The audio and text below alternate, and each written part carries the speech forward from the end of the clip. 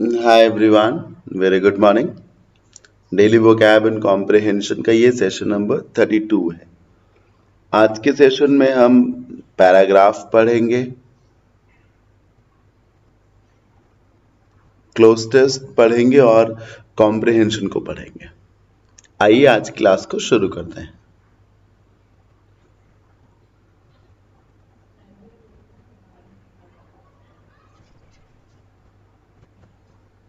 पहला सेगमेंट है reading comprehension का।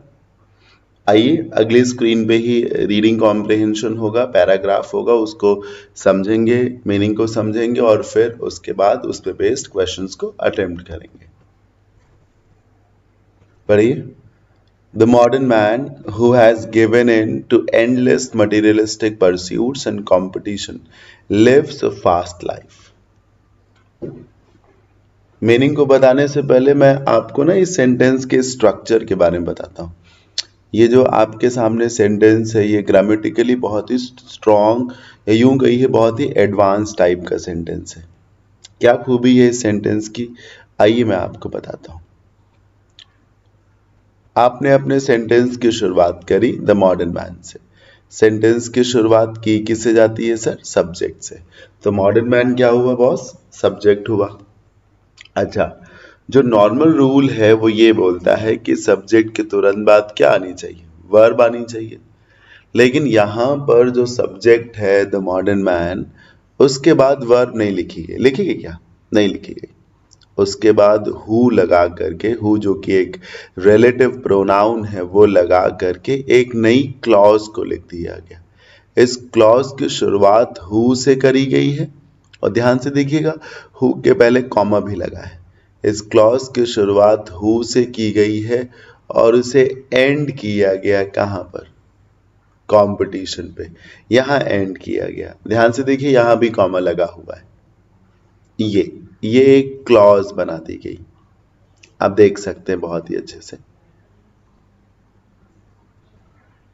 ये ये क्लॉज बना दी गई। रूल ये बोलता है कि अगर ऐसा किया जाए कि सब्जेक्ट तो लिखा जाए लेकिन सब्जेक्ट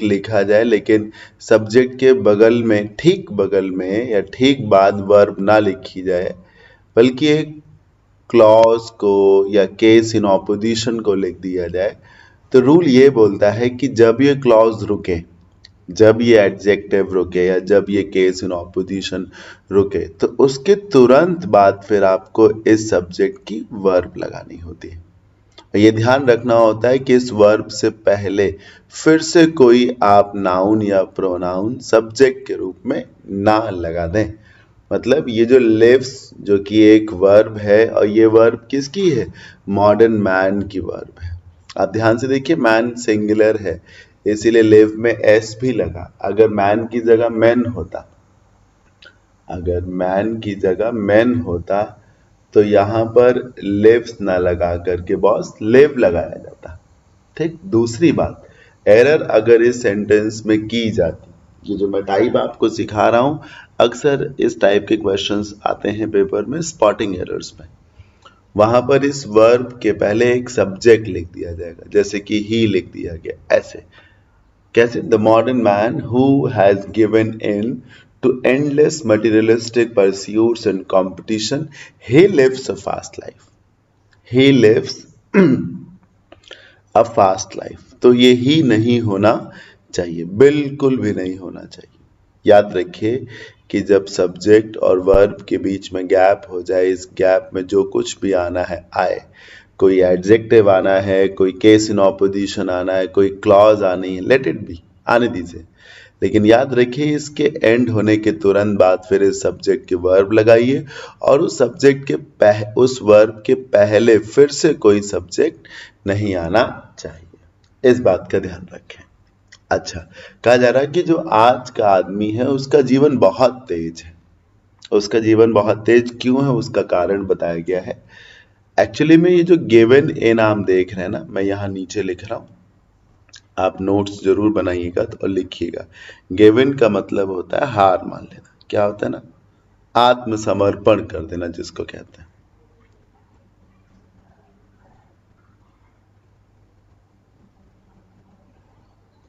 गिव इन कर देना, गिव अप से ही रिलेटेड है, थोड़ा सा अंतर है। अच्छा, मटेरियलिस्टिक का मतलब, एंडलेस का मतलब जो रुके ही ना कभी, जिसका कोई अंत ही ना हो। मटेरियलिस्टिक का मतलब भौतिकवादी चीजों से है ना, कि सुख सुविधाएं हो, रुपया पैसा हो, बंगला हो, गाड़ी हो, नौकर चाकर हो, यही सब मटेरियल लाइफ है। परस्यूट्स का मतलब प्रयास, सपने, ये सब हो सकता है। अच्छा, मोस्ट ऑफ हिज टाइम, आज के आदमी का जो अधिकांश समय है, एंड एनर्जी, और जो उसकी ऊर्जा है, are consumed by strenuous hours of work followed by equally strenuous social anxiety and tension. आज का जो आदमी है, आज का जो मनुष्य है, उसका अधिकांश समय और ऊर्जा जो है उसका हार्ड वर्क ले लेता है। जो उसका काम है, जो फिजिकल लेबर है ना, वो स्ट्रेनुअस आवर्स, स्ट्रेनुअस मतलब होता है बहुत सख्त, बहुत हार्ड, जिसको कह सकते हैं। खास तौर पे जो शारीरिक श्रम होता है ना, जिसमें पसीना बहुत बहता है, उसको कहते हैं स्ट्रेनुअस। एक होता है ना फरुहा चलाना, गांव में कहते हैं। अब फरुहा चलाना सच में बहुत ही ज्यादा कठिन काम है।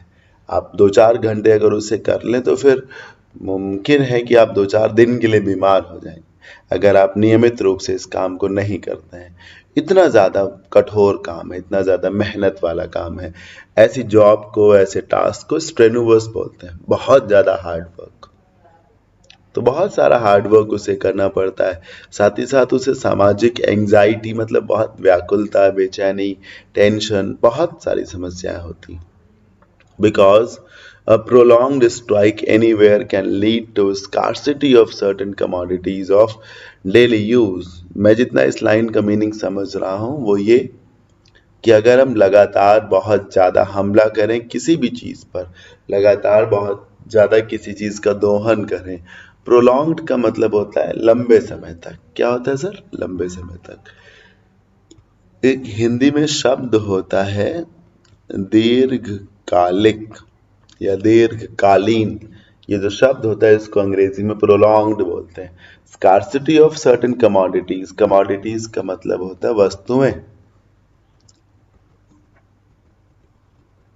हमने चीजों का इतना ज्यादा दोहन किया है कि तमाम ऐसी चीजें हैं डेली यूज की जिनकी कमी हो गई, जिनकी दुर्लभता हो रही, स्कार्सिटी हो गई। Given to multifarious stresses and strains. Multifarious मतलब बहुत सारे प्रकार के। Man hardly gets any time to enjoy the beauties of nature. इंसान के पास ना के बराबर समय होता है जो नेचर है उसकी सुंदरता का लुत्फ लेने का। मतलब इंसान का जो लाइफ है वो बहुत ज्यादा भागम भाग की है, बहुत सारा लेबर है, वहां पर ठहराव नहीं है, सुकून नहीं है, और बहुत सारा कंपटीशन है। इंसान अपने आप को भूल गया है। इसी भौतिकवाद के चक्कर में उसने अपने आप को एक प्रकार से खो सा दिया है। ये लिखा हुआ है। आदमी को ना के बराबर समय मिलता है to enjoy the beauties of nature. प्रकृति में जो सुंदरता है, जो तमाम अच्छे अच्छे प्लेसेस हैं इस धरती पर, इस दुनिया पर, वहां आदमी जा नहीं पाता, देख नहीं पाता उनको, तो वो एंजॉय नहीं कर पाता। किसको? द ब्यूटीज ऑफ नेचर को। आइए क्वेश्चंस पे आ जाते हैं। The passage talks about, passage किसकी बात करता है?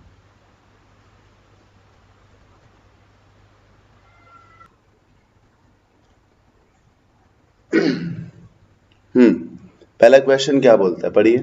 The first, the passage talks about, passage किसकी बात करता है? मटेरियलिस्टिक परस्यूट की, लाइफ ऑफ मॉडर्न मैन की, वर्क रिलेटेड स्ट्रेन, स्ट्रेन का मतलब टेंशन है ना, मेहनत, man and nature.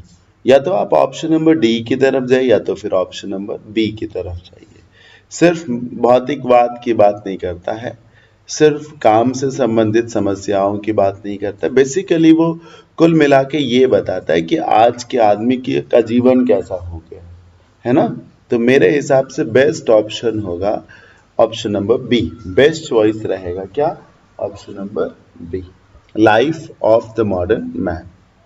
Number 2, social anxiety and tension refers to, paragraph में गिवन है ना, ये देखिए, सोशल एंजाइटी एंड टेंशन पूछा जा रहा है, इससे आप क्या समझते हैं? आइए ऑप्शंस को पढ़ते हैं। एडवांसमेंट्स इन ह्यूमन लाइफ, नहीं नहीं, एडवांसमेंट्स इन ह्यूमन लाइफ का मतलब तो ये हुआ कि मानव के जीवन में क्या क्या बहुत अच्छा सा हो गया, नहीं। डोमेस्टिक वॉयलेंस, ये नहीं। अगर कोई आप में से ना जानता हो डोमेस्टिक वॉयलेंस को क्या कहते हैं तो वो जान ले। एक शब्द होता है हिंदी में घरेलू हिंसा, उसको अंग्रेजी में डोमेस्टिक वॉयलेंस कहते हैं।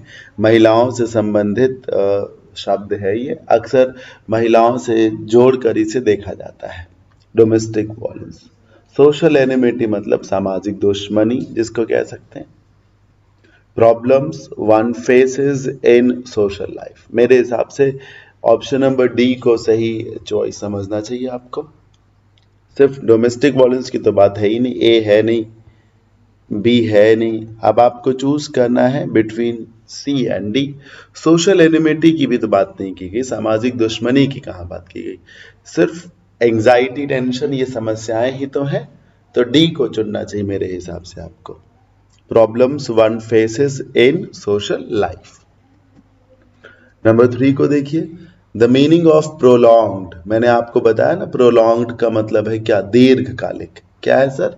दीर्घकालिक। आप में से अगर किसी को ये वर्ड याद रखने में दिक्कत हो तो सुन ले, LONG, लॉन्ग का मतलब क्या होता है? लंबा ना, बोलिए लंबा।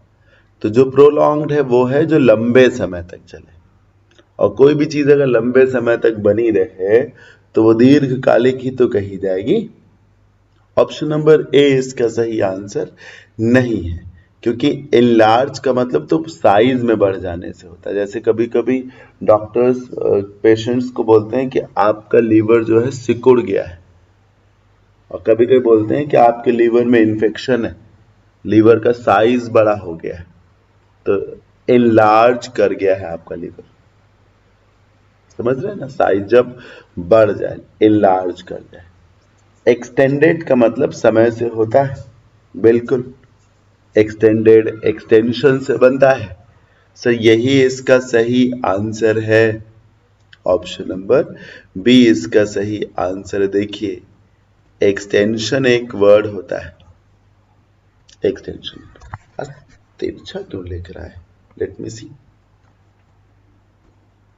अरे मैं इरेज करके देखता हूं पूरा। हाँ, अब देखता हूं एक्सटेंडेड, हाँ अब सही है। एक्सटेंशन आपने पढ़ा होगा, कार्यकाल की अवधि को जब बढ़ाया जाता है तो वो एक्सटेंशन कहा जाता है। जैसे कि उदाहरण के रूप में आप समझ लीजिए कि कोई एम्प्लॉय, कोई ऑफिसर, कोई ब्यूरोक्रेट जो है वो सितंबर 2022 में रिटायर हो रहा है। अब गवर्नमेंट को लगता है कि ये ब्यूरोक्रेट बहुत काम का है, तो गवर्नमेंट ऑफ इंडिया क्या करे, उसको 2 साल का एक्सटेंशन दे दे, या 6 मंथ्स का एक्सटेंशन दे दे, या 1 ईयर का एक्सटेंशन दे दे। अगर ऐसा करती, मान लो 1 ईयर का एक्सटेंशन दिया, तो फिर अब ये बंदा जो है, ये जो ब्यूरोक्रेट है, इंस्टेड ऑफ 2022 सितंबर 2022 ये रिटायर होगा जाकर के सितंबर 2023 में। तो जब समय को बढ़ाया जाता है तो उसी को एक्सटेंशन कहा जाता है। क्या कहा जाता है सर? एक्सटेंशन। जैसे कि आप कोई फॉर्म अप्लाई करते हैं, लेट से कोई भी फॉर्म आपने अप्लाई किया और उसकी लास्ट डेट थी 28 अगस्त, 20 अगस्त। अब डिपार्टमेंट ने क्या किया, 5 दिन तारीख बढ़ा दी, है ना, अगस्त 25 कर दी लास्ट डेट। तो ये 5 दिन का एक्सटेंशन मिला, ये डेट को एक्सटेंड किया गया, डेट को एक्सटेंड कर दिया गया। एक्सपैंड का मतलब सर दायरा बढ़ाना होता है, क्षेत्र को बढ़ाना। जैसे बिजनेस में बहुत ज्यादा इस्तेमाल होता है ये वर्ड, एक्सपेंशन होता है। जैसे कैबिनेट का एक्सपेंशन होता है, मान लीजिए कि गवर्नमेंट ऑफ इंडिया की कैबिनेट में सिर्फ 12 मिनिस्टर्स हों, अब उसका एक्सपेंशन होकर के अब टोटल में मिनिस्टर्स हो गए हैं 18, तो जब विस्तार किया जाता है तो वहां एक्सपैंडेड आ जाता है, ये एक्सपेंशन से बनता है। एनहांस करने का मतलब होता है अपनी ग्रोथ करना, अपनी स्किल्स को इन्हांस करना, अपने टैलेंट को बढ़ाना, समझ रहे हैं, इन्हांस करना। जैसे कि लेट्स से कि आपको हिंदी आती है, अब आपने 2-3 किताबें और खरीद ली ताकि इन्हांस करें आप हिंदी के नॉलेज को, अपने बढ़ाएं उसे, ये हो सकता है। तो यहाँ समय को बढ़ाने से जो वर्ड है वो है प्रोलॉन्ग्ड, जिसका रिलेशन समय से है, तो एक्सटेंडेड होना चाहिए। क्या होना चाहिए सर? एक्सटेंडेड होना चाहिए। स्कार्सिटी का एंटोनिम क्या हो सकता है सर? स्कार्सिटी का मतलब कमी से है, तो कमी का उल्टा मतलब बहुलता से है। फेरोसिटी तो होगा नहीं, फेरोसिटी का रिलेशन सर है एंगर से। डेंसिटी घनत्व को कहते हैं, उससे भी नहीं होगा। लिमिट नहीं होगा सर, अबंडेंस होगा। अबंडेंस का मतलब ही होता है चीजों की संख्या या मात्रा ज्यादा होना। दूसरे शब्दों में इसको हम प्लेथरा भी कहते हैं। क्या कहते हैं? प्लेथरा भी कहते हैं। कहते हैं हम इसे सर मल्टीट्यूड भी है, मल्टीट्यूड भी बोल सकते हैं। तो स्कार्सिटी का जो एंटोनिम है वो अबंडेंस हो जाएगा, प्लेथरा हो जाएगा, मल्टीट्यूड हो जाएगा। नंबर 5, पैराग्राफ का लास्ट क्वेश्चन देखिए। Life of modern man is, कैसा है जीवन बताइए? इन्फेस्टेड विद रिसोर्सेस, पहले तो इन्फेस्टेड विद को कहीं लिख लीजिएगा। इसमें 2 खूबियां हैं, एक तो इसका खुद का मीनिंग इन्फेस्टेड का, और दूसरा इसके बाद जो विद लगता है। इन्फेस्टेड विद भरा होना होता है, ठीक, इन्फेस्टेड बाई नहीं होता, इन्फेस्टेड विद होता है। तो लाइफ ऑफ मॉडर्न मैन के बारे में क्या मानना है आपका? पैराग्राफ के मुताबिक आज के व्यक्ति का जीवन कैसा है? साधनों से भरा हुआ? नहीं है, लेकिन इस पे चर्चा नहीं हुई। Amidst the beauty of nature, प्रकृति की सुंदरता के बीच? बिल्कुल नहीं सर। अमिट्स का मतलब होता है बीचों बीच, नेचर को तो वो एंजॉय ही नहीं कर पाता। लाइक अ रैट रेस, ये होगा सर। रैट रेस एक फ्रेज है, भागम भाग वाली जिंदगी, है ना। एक फ्रेज होती cat and dog life, cat and dog life, उसको भी बोलते हैं भागम भाग, और रैट रेस का मतलब भी होता है भागम भाग। तो जो मॉडर्न मैन है उसका जीवन क्या है? भागम भाग वाला है, क्वाइट पीसफुल। ना ना, शांति तो बिल्कुल है ही नहीं सर। शांति की तो कल्पना करना ही बेवकूफी है आज के जीवन में है ना। तो नंबर 5 सी हो जाएगा। क्लोज टेस्ट को देखिए। मुझे उम्मीद है आपको जरूर समझ में आ रहा होगा। अब सबके पास मेरा नंबर है, मेरा व्हाट्सएप नंबर है, ये मेरे पास एक ही नंबर है जो मैं स्टूडेंट्स के लिए यूज़ करता हूँ। आपको किसी भी तरीके से प्रॉब्लम्स होती हैं, फेस करते हैं आप प्रॉब्लम्स, तो इस नंबर पे आप व्हाट्सएप करिए, ठीक, एक मैसेज ड्रॉप करिए, मैं ज़रूर आपकी उन समस्याओं का समाधान करूँगा। इंग्लिश के, the political class appears to be supporting the demand for comprehensive farm loan। Farm loan समझते हैं? कृषि संबंधित लोन, फार्मिंग, फार्मर, ध्यान से देखिए,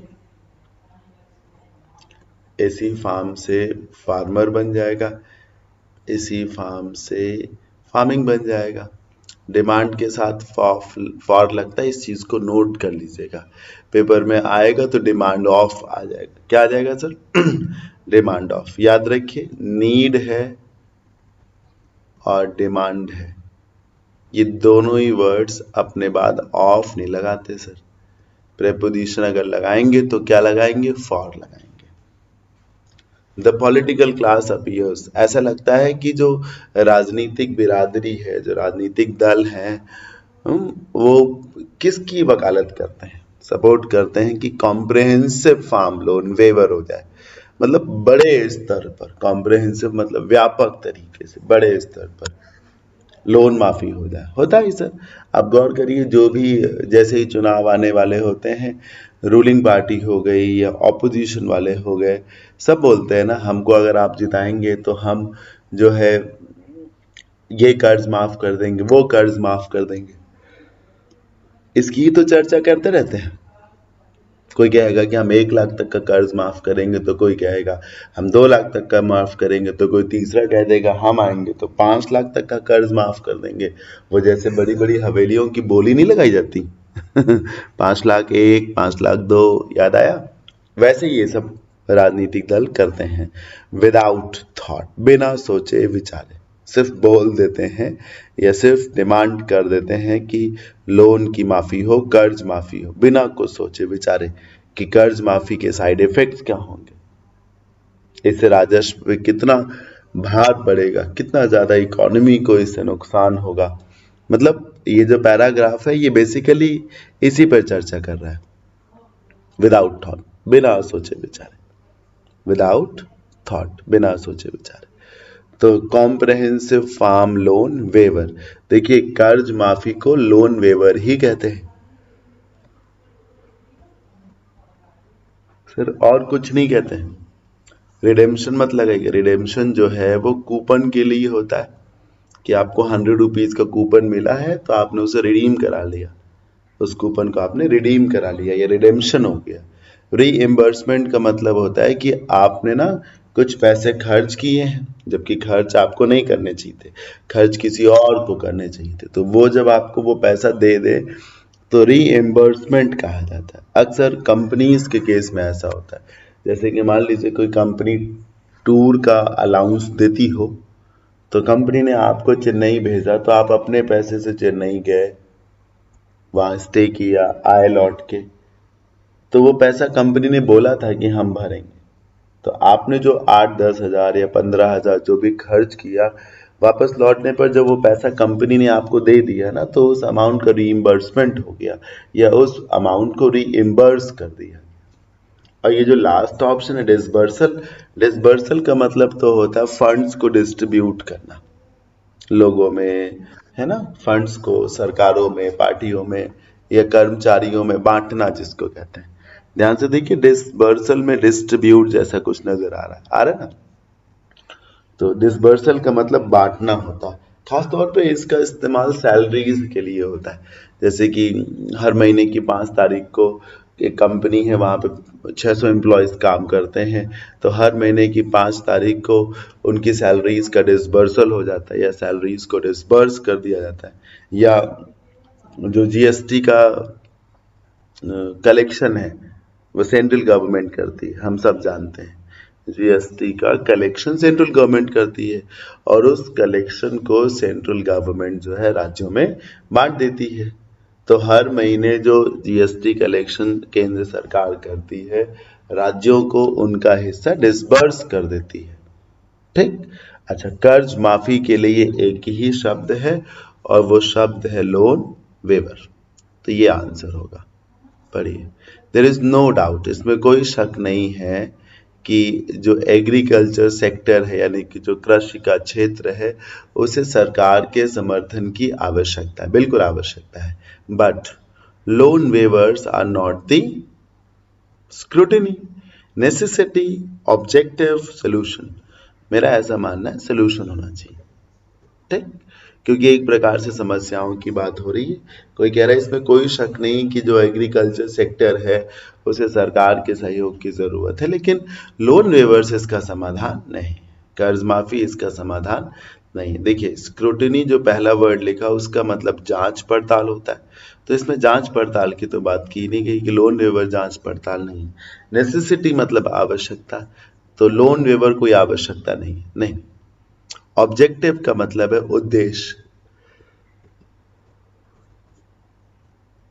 उद्देश्य तो ऑब्जेक्टिव भी नहीं है।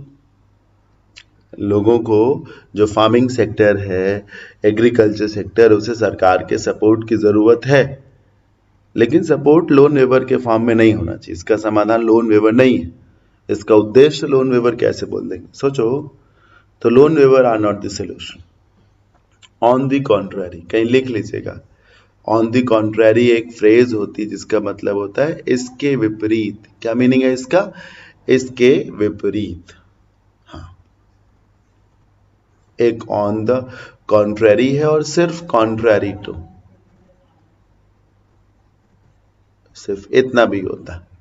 तो ऑन द कॉन्ट्ररी, इसके विपरीत। एक्सपेंडिचर ऑन लोन वेवर्स, जो कर्ज माफी पर खर्च होगा, will less physical space for public expenditure in agriculture. उससे क्या होगा कि जो पब्लिक एक्सपेंडिचर है, मतलब जो क्या कहेंगे उसको, सार्वजनिक खर्च है, जैसे नलकूप लगवाना हो गया, नहरें बनवाना हो गया, समझ रहे हैं ना, मार्केट्स को, मंडियों का को बनाना हो गया, तो ये पब्लिक एक्सपेंडिचर है जो एग्रीकल्चर के फील्ड में होता रहता है।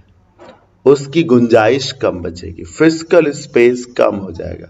फिजिकल स्पेस में स्पेस का मतलब तो जगह से, फिजिकल मतलब रुपए से है। अगर मान लीजिए कि सरकार जो है 2000 करोड़ रुपए खर्च करना चाहती है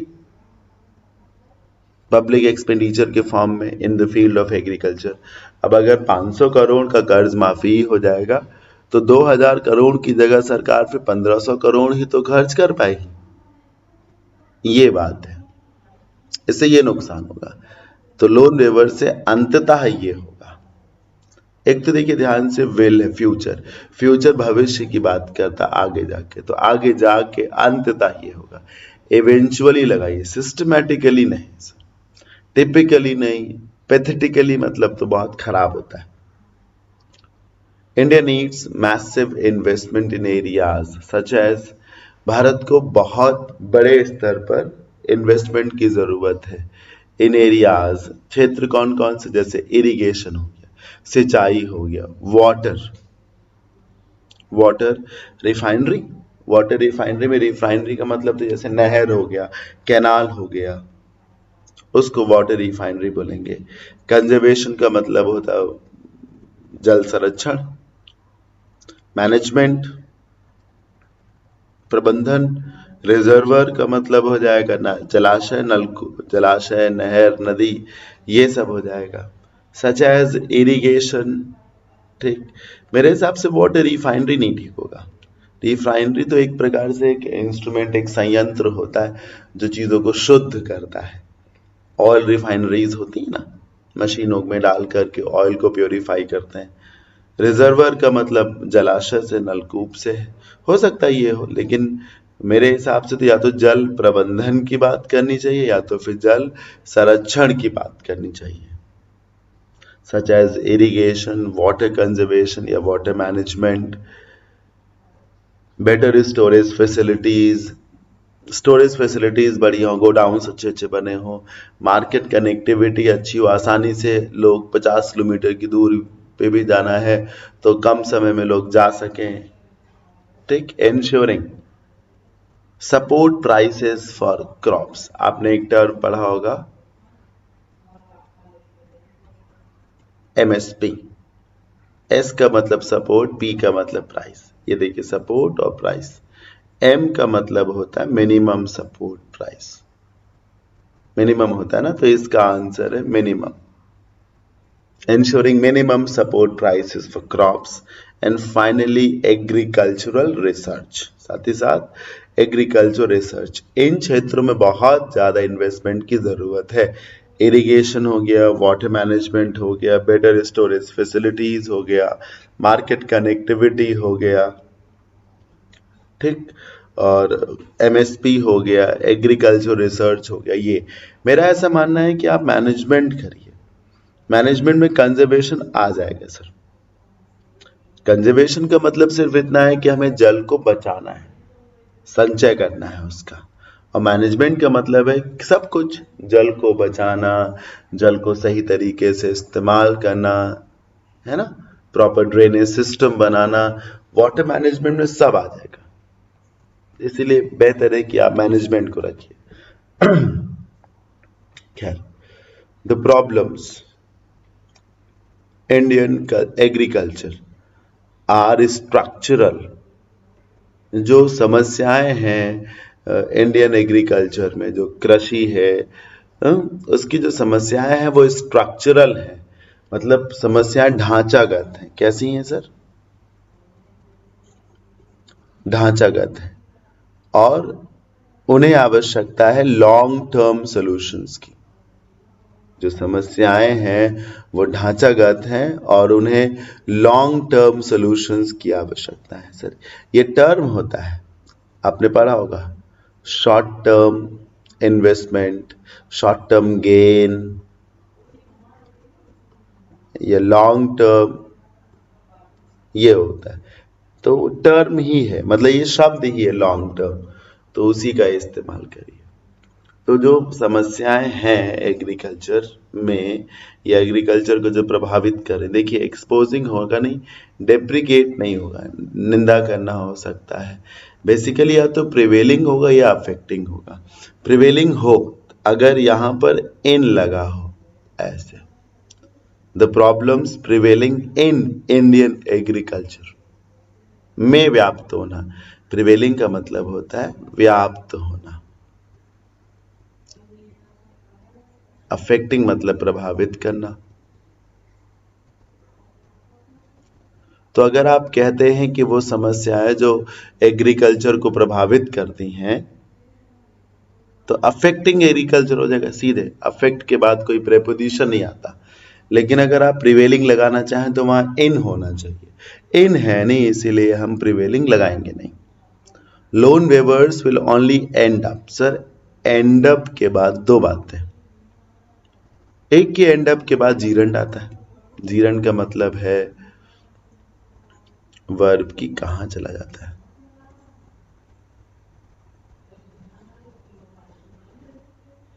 एंड अप के बाद जीरंड आता है, जीरंड वर्ब की आईएनजी फॉर्म।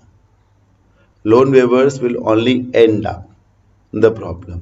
यहां यही तो बोला गया ना कि लोन वेवर्स की कोई आवश्यकता ही नहीं है सर, इससे समस्याएं और उलझेंगी, बढ़ेंगी, ठीक, ये बोला गया है। और लोन लॉन्ग टर्म में लोन वेवर नहीं है सर, लोन वेवर से तो तुरंत आराम मिल गया। हाँ, शॉर्ट टर्म बेनिफिट है ना, तुरंत में 1 लाख की समस्या थी, 1 लाख का समाधान मिल गया बस। लेकिन वो समस्या 1 लाख से तुरंत में तो हल हो गई, लेकिन आगे तो फिर से आ सकती है ना। तो ये बोला गया है कि लोन वेवर तो समस्याओं को और बढ़ाएंगे, एक तरीके से कम नहीं करेंगे। हाँ, मिटिगेट करने का मतलब हो, मिटिगेट एक पॉजिटिव वर्ड है, कम कर देना, ये नहीं होगा सर। लोन वेवर को अच्छा कहाँ बताया गया है? अगर लोन वेवर्स अच्छा होता तो फिर प्रॉब्लम को वो मिटिगेट करता है। मिटिगेट मतलब दूर कर देना, अच्छी बात है, समस्या दूर हो जाए। डिस्पेलिंग, डिस्पेल भी पॉजिटिव वर्ड है, ये वाला ये भी नहीं होगा। डिस्पेल का मतलब भी होता है सर दूर करना। हाँ, जैसे कंफ्यूजन है वो डिस्पेल कर देना। हाँ, मन में शंका है, कोई भ्रम है, उसे डिस्पेल किया जाता है, अच्छी बात है वो। हाइबरनेट का मतलब होता है निष्क्रिय बना देना, और कॉम्प्लिकेटिंग का मतलब होता है और बिगाड़ देना। हाइबरनेटिंग का मतलब क्या होता है? चीजों को कुछ समय के लिए इनएक्टिव कर देना, और कॉम्प्लिकेटिंग का मतलब है और बढ़ा देना। मेरा ऐसा मानना है कि वैसे तो हाइबरनेटिंग लगाने का आपका मन करेगा कि इससे यही होगा कि प्रॉब्लम कुछ समय के लिए दब जाएगी, लेकिन मेरा ऐसा मानना है कि ये पैराग्राफ इस बात पे जोर दे रहा है कि लोन होना ही नहीं चाहिए सर, इससे समस्या और बढ़ती है। समझ रहे हैं ना, इससे समस्या और बढ़ती हैं।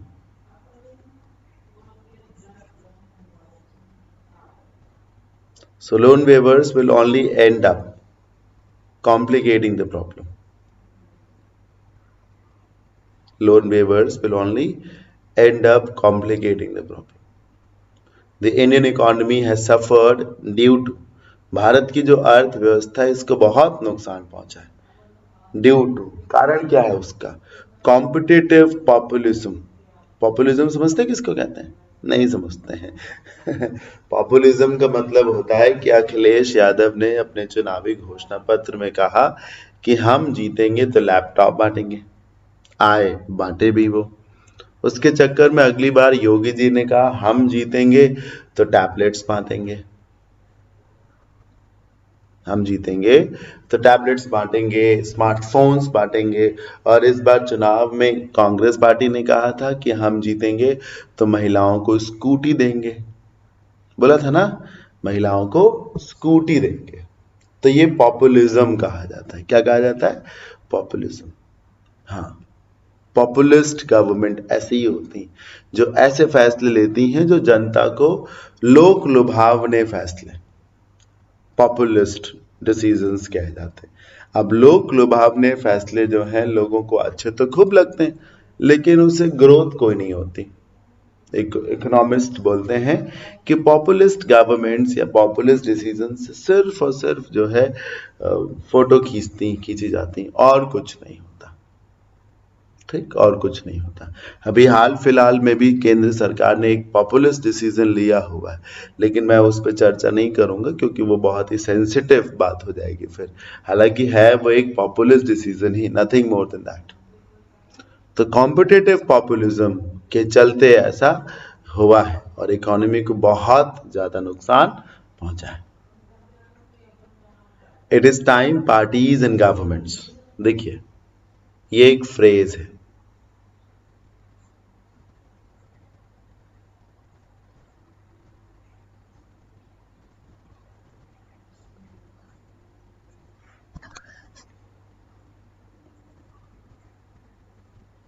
इट इज टाइम लिखा हो या इट इज हाई टाइम लिखा हो, नियम है कि इसके बाद पास्ट इंडेफिनिट आना चाहिए, ये रूल का हिस्सा है।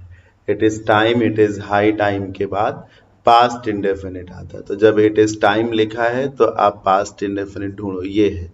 ये प्रेजेंट इंडेफिनिट है, यहाँ तो शुड आ गया। ये फ्यूचर इंडेफिनिट है, पास्ट इंडेफिनिट लगाइए, एड्रेस्ड करिए। It is time parties and governments addressed the real issues. आइए आगे बढ़ते हैं और अगले सेगमेंट पे चलते हैं। बहुत धीमे धीमे मैं पढ़ा रहा हूं आपको आज, ताकि जरूर सबको समझ में आए। पैराजिम्बल्स 1, पहला सेंटेंस पढ़िए। Science does not merely add new truths, मतलब है कि साइंस जो है मात्र नई सच्चाइयां ऐड नहीं करती। साइंस का काम सिर्फ इतना ही नहीं है कि वो सिर्फ नई नई चीजों को ही ऐड करे टू दी ओल्ड वंस। नहीं समझे? यही तो है। Science does not merely add new truths to the old ones. Science सिर्फ और सिर्फ ऐड के साथ टू आता है जिसमें आप ऐड कर रहा हो। सिर्फ नई नई चीजें ही ऐड नहीं करती साइंस पुरानी चीजों में। पी से स्टार्ट करिए सर, और ये देखिए एक ही चॉइस है, but S sometimes the new truth it discovers, बल्कि साथ साथ कभी कभी नया सच जो साइंस के माध्यम से बाहर आता है डिस इंटीग्रेट कर देता है some part of the old truths. पुरानी बातों को कभी कभी सिरे से नकार देता है या उसमें कुछ चीजों को किनारे कर देता है कि नहीं ये बात सही नहीं है, ये बात सही नहीं है। ऐसा होता है ना, साइंस में लगातार चीजें डेवलप करती रहती हैं। तो क्या होता है कि एक रिसर्च हुई, पता चला कि ये चीज है, फिर 10 साल बाद एक नई रिसर्च हुई तो पता चला उसमें यही चीज गलत है। इतना तो ठीक है पर ये चीज गलत है, तो उसको काट के अलग कर दिया जाएगा, डिसइंटीग्रेट कर दिया जाएगा और नई चीज को वहीं से ऐड कर दिया जाएगा। And thereby upsets the way of men's thinking and the way of their lives।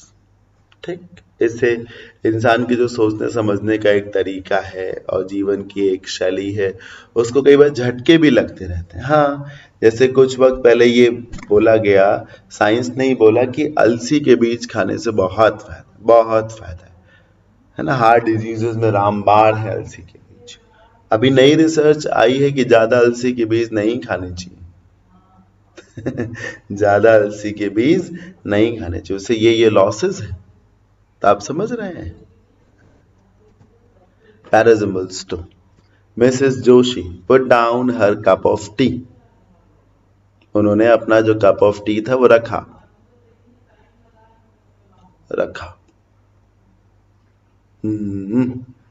अच्छा।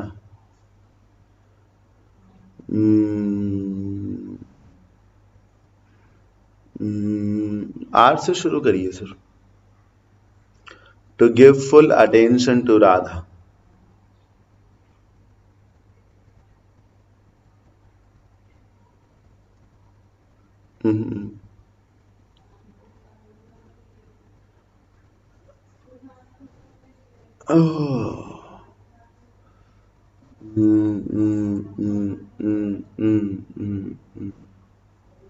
अच्छा पी आर लगाइए सर, इंटरेस्टिंग है। Mrs Joshi put down her cup of tea, उन्होंने अपना कप रखा, then cocked her head in order to, ये phrase है in order to को ध्यान में रखते हुए, ऐसा करने के इरादे से। Then cocked her head in order to, और उन्होंने अपना फिर सिर हिलाया in order to give full attention to Radha, कि राधा को पूरा ध्यान दिया जाए, राधा की बात पर ध्यान दिया जाए। Who was sitting in an enormous chair, जो कि एक बहुत बड़ी चेयर पे बैठी हुई थी। एनॉर्मस मतलब ह्यूज, बिग जिसको कह सकते हैं। वो कैप को साथ में लिखते रहा करिए सर। और याद रखिए सर, वैसे तो सिट के साथ ऑन आता है ना, आपका मन करेगा, लेकिन सिट इन चेयर होता है। आप सीट पर बैठिए, बेंच पर बैठिए, स्टूल पर बैठिए, फर्श पर बैठिए, मतलब जो कुछ भी ऐसा है ऐसा बैठिए। सिट के साथ ऑन लगाइए, sit on seat, sit on bench, sit on stool, sit on floor, लेकिन चेयर के लिए सिट इन लगाइए। कारण क्या है, चेयर ऐसी नहीं है सर, चेयर सपाट नहीं होती, चेयर ऐसी होती, इसमें हत्थे भी तो लगे रहते हैं आर्म्स रखने के लिए। तो आदमी चेयर के अंदर बैठता है, कभी गौर करिए, चेयर ऐसी नहीं होती सर, चेयर ऐसी होती, ऐसी नहीं होती, इसके भीतर आदमी बैठता है। इसीलिए चेयर में बैठने के लिए हिंदी में चाहे बोलिए कि चेयर पर बैठना, लेकिन अंग्रेजी में सिट इन चेयर ही लगाइए हमेशा, याद रखिए। With her legs curled, curl का मतलब मुड़े हुए, हाँ, आप बाल मुड़े हुए होते हैं ना, कर्ली हेयर होते हैं। लेग्स कर्ल्ड का मतलब है एक के ऊपर एक पैर रखा हुआ, हम बैठते ना ऐसे एक के ऊपर एक पैर रख के, अंडरनीथ। चलिए, तो आंसर क्या हुआ, P R S Q. Number 3, children like to celebrate their birthday, बच्चों का बड़ा मन करता है अपना बर्थडे सेलिब्रेट करने का। सही बात है, हर बच्चा चाहता है उसका बर्थडे सेलिब्रेट हो। इवन बच्चे चाहते हैं साल में 2-2 3-3 बार हर महीने बर्थडे सेलिब्रेट करना चाहते हैं। ऐसा होता है कि पड़ोस में किसी बच्चे का बर्थडे है, तो घर का बच्चा जब जाएगा उस बर्थडे पार्टी में, तो वापस आके पूछेगा मम्मा मेरा बर्थडे कब होगा, भले ही 10 दिन पहले ही बर्थडे मनाया गया हो उसका, होता है ना, इतनी ज्यादा क्यूरियोसिटी होती है। तो children like to celebrate their birthday, बच्चों का बड़ा मन करता है अपने बर्थडे को सेलिब्रेट करने का। कारण इट क्यों से है, देखिए, it provides an opportunity for them, यही इट किसके लिए है, इसी बर्थडे के लिए है। ये उन्हें एक मौका देता है to enjoy themselves with their friends, कि वो अपने दोस्तों के साथ मौज मस्ती करें, मौज मस्ती कर सकें। क्यू के बाद आर,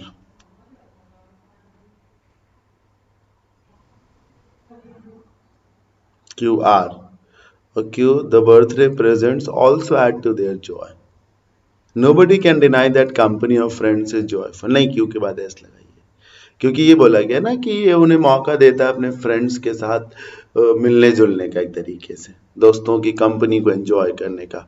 और वही बात लिखी गई, ये कोई इसमें कोई डिनाई नहीं कर सकता कि company of friends is very entertaining, very joyful. तो क्यू के बाद एस लगाइए। The birthday presents also add to their joy, हाँ, बर्थडे में जो प्रेजेंट्स आते हैं वो भी उनकी खुशी को बढ़ाते हैं।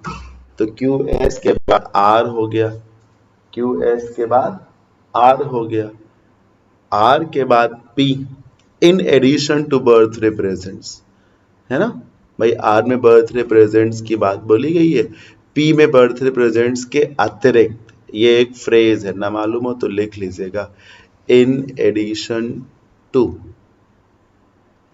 जिसका मतलब होता है के अतिरिक्त, सरल शब्द में इसे हम बिसाइड्स बोलते हैं।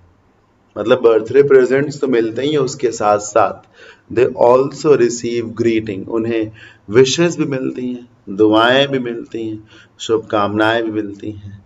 ऑल दीज फैक्टर्स, यही सब कुछ, फ्रेंड्स से मिलने का मौका मिलता है, बर्थडे प्रेजेंट्स मिलते हैं, बड़ों का आशीर्वाद मिलता है, यही सब कुछ मेक बर्थडे वर्थ सेलिब्रेटिंग, इससे बर्थडे सेलिब्रेट करने की एक प्रमुख वजह हो जाती है। वर्थ के बाद जीरंड आता है, याद रखिएगा।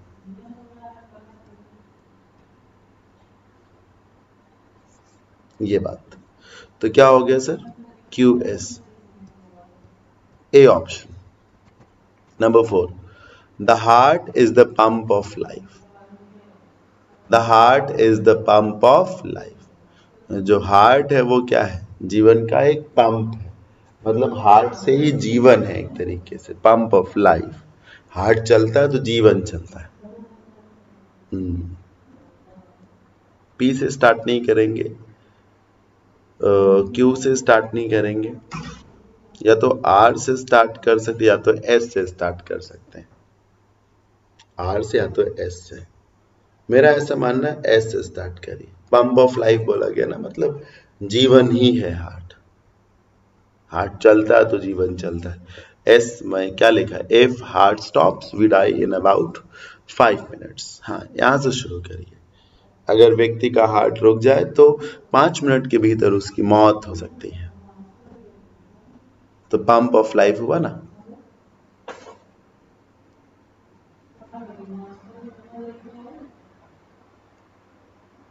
तो पंप ऑफ लाइफ हुआ ना, बताइए।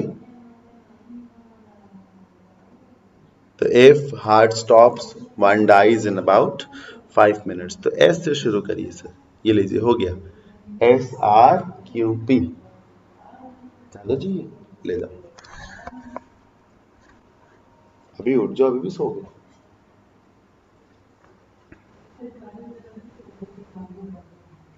तो S फिर R। A few years ago, कुछ वर्ष पहले तक, it was impossible to operate on a patient whose heart was not working properly। कुछ समय तक ये मुमकिन नहीं था कि एक व्यक्ति जिसका हार्ट ढंग से काम ना कर रहा हो उसे ऑपरेट किया जा सके, ऐसा। बट क्यों? Nowadays surgeons are able to stop a patient's heart and carry out complicated operations। लेकिन आज साइंस ने, मेडिसिन ने इतनी ग्रोथ कर ली है कि कॉम्प्लिकेटेड ऑपरेशंस आसानी से किए जा सकते हैं। कैरी आउट, किसी भी काम को करना, to perform a task, to perform a task, carry out करना। They have even succeeded in heart transplants, यहाँ तक कि हार्ट ट्रांसप्लांट्स भी हो चुके हैं। All this was made possible by the invention of heart lung machine। इसके माध्यम से देखिए सर, दे जो लिखा है डॉक्टर्स के लिए लिखा हुआ, इन्हीं सर्जन्स के लिए। तो क्यू के बाद ही पी आएगा, नाउन के बाद प्रोनाउन आएगा। ये गलत हो गया, ये गलत, ये तो ठीक हो सकता है। ठीक, आर एस होगा नहीं, एस आर होगा। पहले कॉमन बात बोलिए। तो ऑप्शन नंबर ए आंसर है। नंबर 5 पे आइए। The pyramids are beautiful enormous structures। Pyramids क्या? बड़े बड़े सुंदर सुंदर से स्ट्रक्चर्स हैं पिरामिड्स। यही बात तो फैक्ट है। पिरामिड्स बड़े बड़े से सुंदर सुंदर से स्ट्रक्चर्स हैं। पिरामिड्स आपने पढ़ा होगा, मिस्र की सभ्यता में आता है ये। PQRS। सर क्यू से शुरू करिएगा, दिमाग लगाइए ना। पी में तो आ मम्मी की बात हो गई, बात यहाँ पिरामिड्स, क्योंकि तुरंत यहाँ आ मम्मी आ गया। आर में इन्हीं मम्मीज की बात होगी, तो पेयर है पी और आर का कुछ हद तक, कुछ हद तक। दे लगाइए sir. They are the tombs of old kings of Egypt. ये मकबरे हैं। मकबरे कौन है? ये पिरामिड्स। पिरामिड्स के लिए ये सर, ये प्रोनाउन दे आया है।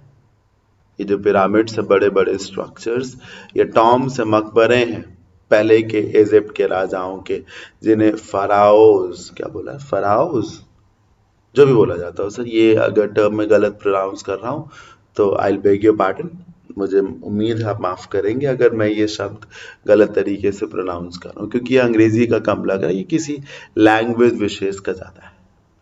तो ये टॉम हुआ करते हैं या हैं इन राजाओं के, जिन्हें ये कहा जाता था।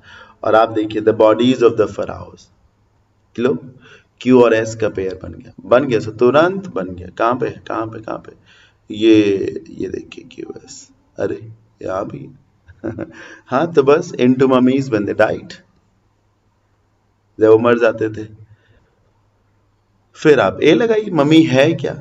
ममीज ऐसे होता है। कभी कभी स्टोरीज में बोला नहीं आता कि ये जो पिरामिड्स हुआ करती, ये जो देखते हैं ना आप पिरामिड्स, ये मिस्र के पुराने राजाओं के मकबरे हैं।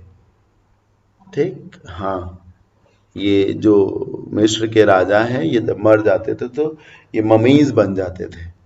तो तुरंत एक सुनने वाला व्यक्ति कह रहा है, सर मम्मी क्या होता है? तो आप बोलेंगे मम्मी ये है, तो फिर पी आ जाएगा sir, QSPR, QSPR, D option हो जाएगा सर। इसी के साथ सेशन ओवर हो जाता है।